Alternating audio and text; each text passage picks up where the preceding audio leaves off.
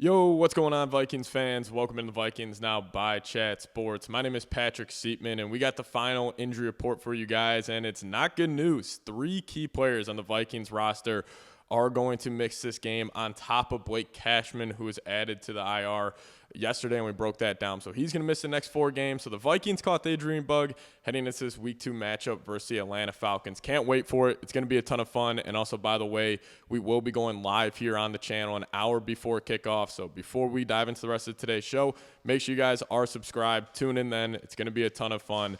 And we're closing in here on 60,000 subs here on the channel, which is awesome stuff. But if you guys have not already, hit that subscribe button today. So the Vikings are going to be without 3 key starters on top of Blake Cashman. Now, the first one here being Jeff Okudah. Played a very limited action in Week 1. Obviously, we know the Vikings run 2 corners on the field majority of the time, but he only played 16 snaps, so he will be with not in the lineup with a concussion, and it should be Dwight McGlothern stepping in. UDFA from Arkansas, was on and off the team between the practice squad this past season, ended up making the team. He impressed during the preseason, but this is also a big-time role to step into. Kevin O'Connell also did mention that they will probably elevate somebody from the practice squad. I wonder if that will be UDFA's Zamaya Vaughn from Utah. Showed some flashes during the first 2 preseason games, kind of struggled in the third one. But so Jeff Okudah, he didn't look too good in the Bears game as well. He had the 31.9 coverage grade, but played in very limited action, only 16 snaps. So it should be Dwight McGlothern taking over that spot. But Christian Darrisaw not going to be out there yet again this upcoming weekend, which is obviously disappointing. You know, it still would have been a very impressive comeback for him to return Week 2, coming off that torn ACL and MCL from Week 8 of last season. But obviously we're all excited to get CD back out there, one of the best left tackles in the league. So it will again be Justin School stepping in at that left tackle spot.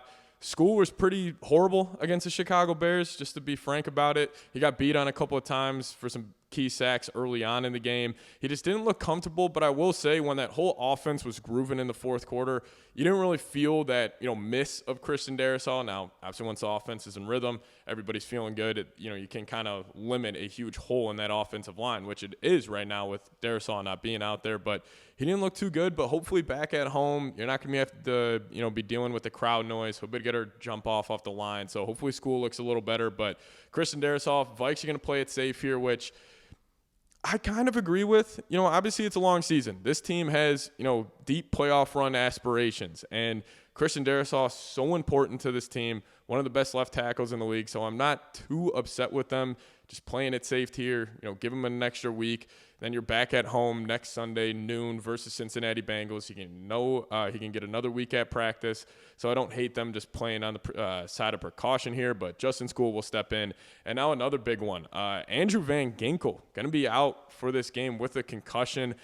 Played through the concussion for the rest of that Bears game, but him and Jeff Okudah were in protocol all week, and both of them will be missing. So Andrew Van Ginkel not being in there, it's Dallas Turner's season. Dallas Turner finally has to step up. Now, Turner, I thought, was pretty solid this past week against the Bears. I thought he was playing very good against the run. He was setting the edge well, a couple of key third and short situations. Ended up only having 2 pressures. Didn't get home to the quarterback. But what I did like is he was out there for at least 50% of the snaps. Now, we've talked about it this whole offseason. It's going to be so tough for Brian Flores to get all 3 of those guys out there on the football field, because Van Ginkel, he was fantastic against the Bears. He almost had another Gink 6. He had a couple of PBUs. He was causing havoc, and obviously Grenard's an every down player. So it's tough for Dallas Turner just to crack that starting 11 defensively. But now with Van Ginkel not being there, this is his chance. Sunday Night Football, Vikings sent a boatload of draft picks to trade up for you, and this is your chance to prove yourself, because, even though we're still all bought in, on him being a potential franchise edge rusher for this organization, you got to see it. He showed flashes last year, only played in over 300 snaps, but he still, remember that one sack he had against the Bears, Darnell Wright completely schooled him. So hopefully we see some flashes, and plus, without Caleb McGarry in the lineup for the Atlanta Falcons, their star left or right tackle out for the year, he should have a chance. He will be the better talent in that matchup. So go prove it. I got full faith in him, though. And honestly, I'm excited to see it, because if he gets going, maybe this Van Ginkel concussion is a blessing in disguise, because that gets DT going. We obviously know what Grenard's all about. And then once those 3 are all out there, combine that up with Javon Hargrave and Jonathan Allen, who Also, those two this past week, combining for 13 pressures from the interior. Absolutely ridiculous. But that NASCAR package that the Vikings could have of a 5-man front, you don't know who's coming because Dallas Turner and Van Ginkel can drop back in the coverage. But that's going to be the Vikings' bread and butter this whole season. 3rd and long situations, you look up, and it's Grenard, Hargrave, Allen, Van Ginkel, Dallas Turner. All 5 could come. 3 could come. They could send the whole house on a play. Like, that's what makes this defense so special. So hopefully he gets going. And then obviously we know Blake Cashman not going to be there. He was put on short-term IR with that hamstring injury, which is probably the biggest blow, I think, to this team. Obviously Christian Darrisaw, a better player. But still, I think the Vikings can manage without him in the lineup. But this Cashman injury is significant. Now, if we remember last year, Cashman missed a couple of games, and this defense took a serious hit. Now, yes, this season the Vikings have more talent on that side of the football, with Hargrave and Allen, but he's the guy that's wearing that green dot. And, Flores, he's a sicko. He loves to show a look. The offense will adjust, and then it's Blake Cashman making those final adjustments to give the offense that final look. And now with him not being there wearing the green dot, it'll probably be Eric Wilson wearing it. They haven't confirmed anything just yet, but I would assume they would go to Eric Wilson, the veteran, because we know what happened when Ivan Pace wore that green dot last year.